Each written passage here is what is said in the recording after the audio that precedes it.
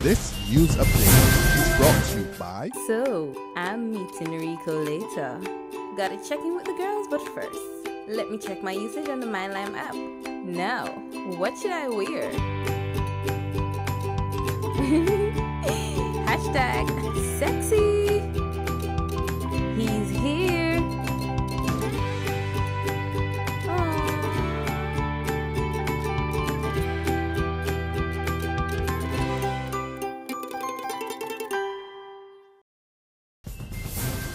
It's Tuesday, May the 12th, 2015, and this is your Barbados Today morning news update. I'm Emmanuel Joseph. Thanks for joining us. We begin with news that protest action by about 40 waste haulers and movers enters its second day today, having already taken its toll on the collection and disposal of garbage across the island yesterday. The decision to escalate the action was taken last night at a meeting of the haulers and movers held at the Lord Willoughby Tavern, Bagatelle, St. Thomas. The private operators have warned the Frontier Stewart administration there will be no letting up of their action. One of the spokesmen, Dave Hines, managing director of Hines Transport, told Barbados Today last night nothing less than removal of the contentious tipping fee would appease them. The operators are now saying the upfront fee was threatening their very existence. The $25 per ton plus VAT tipping fee was implemented on May the 4th for all refuse disposed at the privately owned Barbados Sustainable Recycling Centre at Vaucluse in St. Thomas. Last night, Minister of the Environment Dennis Lowe was locked in a closed-door meeting with officials of the state-run Sanitation Service Authority at his Warren's office complex. Up to late last night, there was no word on the outcome of the minister's meeting. Meanwhile, Chief Executive Officer of the Barbados Hotel and Tourism Association, Sue Springer, fears a protracted waste haulers' work stoppage could harm the vital tourism sector. Springer cautions that at worst, one could end up with smelly waste in hotels as well as contamination. I hope it doesn't go on much longer, correct? Because otherwise that would cause an issue, or hotels will look to find some other method. What? I'm not sure. But, you know, as long as it isn't protracted, then, you know, they'll cope with it. Okay, what's the worst case scenario though if it goes on? If it goes on, obviously, we end up with hotels with waste that has smell, odor, hospitals, contamination, and so on and so forth. But, you know, as I say, it's like any time anybody else doesn't get garbage collected. An assurance to Barbadian workers that the unemployment fund, which has come under increasing strain because of hefty payouts in recent years, should return to some normalcy. This assurance yesterday from the president of the Barbados Employers Confederation, Ian Goodin-Edgill, as he explained a decision by the employers to temporarily redirect their monthly 0.5% severance fund contribution to the unemployment fund for a period of 3 years.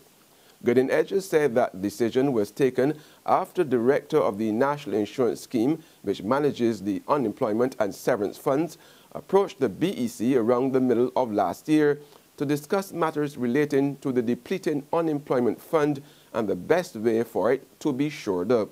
As you would have read, the unemployment fund is funded as a result of an extension of the benefits paid to the unemployed, and that resulted in 2009. And the rapidly increasing levels of employment, which had a negative effect on the fund. The executive director and I, as well as members of council, discussed this matter with the director of the National Insurance and agreed to the National Insurance recommendation that the 0.5% severance contribution paid by the employers would temporarily be directed to the unemployment fund for a period of 3 years, from January 1 of this year to December 31st, 2017. We are minded to ensure that no additional burden will have been placed on the employers. But beyond that, we also recognize that the severance fund, as most of you are aware, the severance fund makes provision for the employers to claim a rebate from the fund, and also an opportunity to pay severance when employers are not financially capable of making such a payment of severance. There's regional and international news after this short break.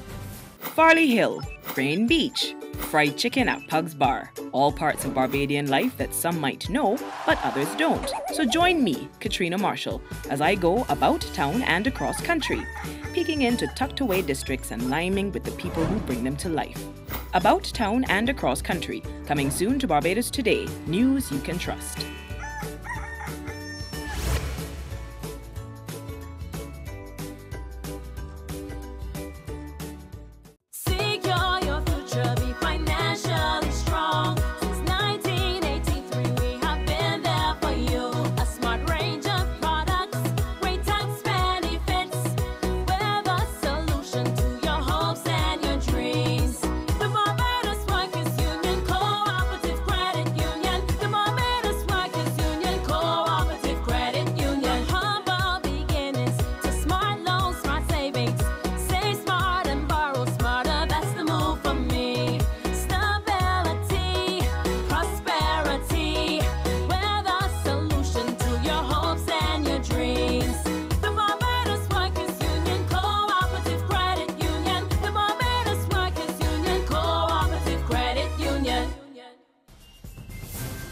Turning now to the region, a man in Jamaica has been charged with stealing a child.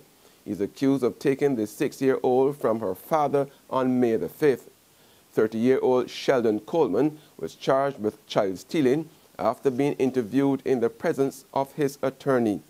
He is scheduled to appear in court on Friday.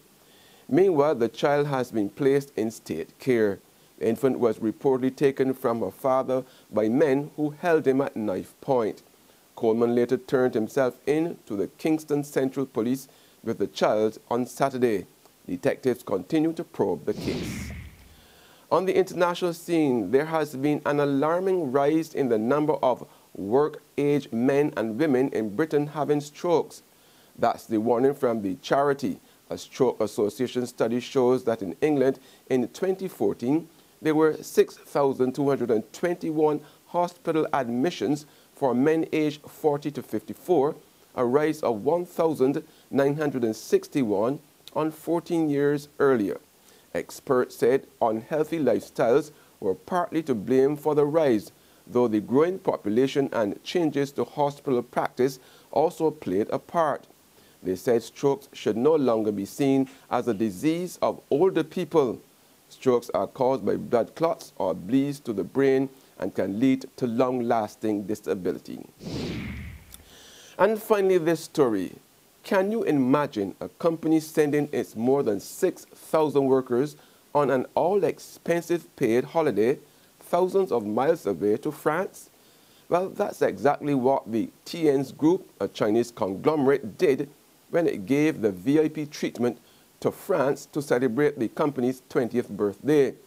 The tour group, the largest to visit the country, was given a private tour of the Louvre Museum and a private shopping session at luxury department store Galeries Lafayette during their 4-day trip. Over 6,000 employees going on holiday one time. That is something to think about. And with that, we end our Barbados Today morning news update. However, you can join us again this afternoon. Until then, remember to log on to www.barbadostoday.bb, subscribe to our e-paper and email updates, or like us on Facebook. You can also catch us on Izumi Media in bus terminals or screenplay at supermarkets and gas stations near you. Also tune into Channel 101 on Lime TV and Mix 96.9 FM to get all the latest news and sports. I'm Emmanuel Joseph. Have a fantastic day. This news update is brought to you by... So, I'm meeting Rico later. Gotta check in with the girls, but first, let me check my usage on the MyLime app. Now, what should I wear?